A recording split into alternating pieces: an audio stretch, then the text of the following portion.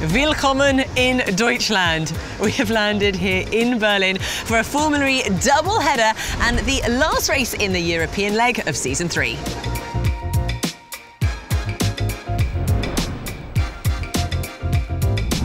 Now, last season's race here was a stunning spectacle as the cars flashed through Karl Marx Alley. Let's rewind back and take a look at some of those highlights from Season 2. And we go green in Berlin. Jean-Eric Vergne started from pole, but a strong move from Sebastian Buemi earned him the lead and set up a classic Formula E street battle. And Vergne retakes the lead of the ePrix. And there comes Buemi up the inside and he's through. It was Buemi who came out on top. Merci les mecs, belle course. Germany's very own Daniel Abt drove his strongest race in Formula E to date to take second place. This year, Formula E returns to the historic Tempelhof Airport, which played host to a rather controversial race in Season 1. Jarno Trulli started on pole, and the racing that followed didn't disappoint. Oh, and it's a spin, and it's Daniel Abt. What a decisive move from Jerome D'Ambrosio. That's bowled up the inside, and he's going to hit Jean-Eric Vergne. Oh, Buemi tries to fight back and does so.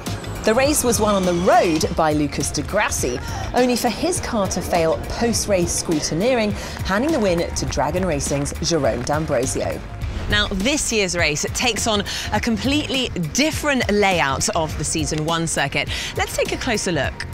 The lap length has been reduced from 2.5 kilometres to 2.3 kilometres, and there are just 10 turns instead of the original 17. The layout has been designed to make for better, more exciting racing.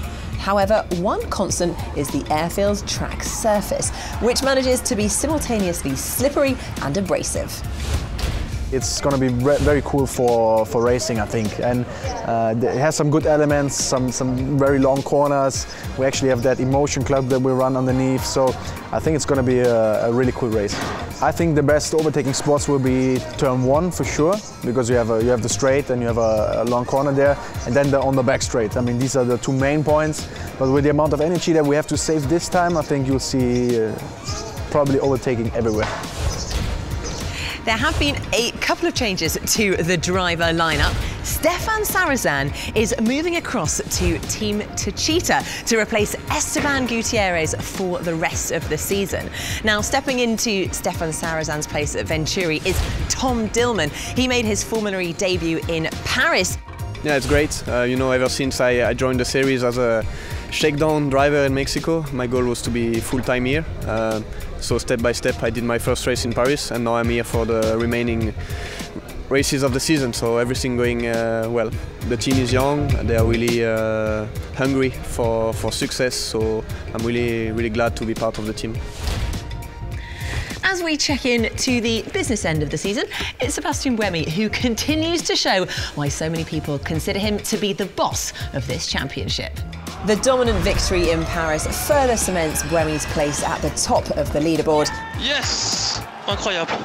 But old rival Lucas de Grassi is never too far behind. Now, this weekend is one of the most intense weekends of the season because it is a double-header racing on Saturday and Sunday. But to add a bit of intrigue, the Sunday race is in fact 2 laps longer. So any celebrations will have to wait as drivers and teams will be working away, recalculating their energy strategies overnight. This is shaping up to be a stormer of a race weekend. We also might get our first wet race, 30% chance of rain forecast for Saturday. So make sure you do tune in to watch sparks fly as Tempelhof Airport comes alive once again for the Berlin ePrix. We'll see you soon.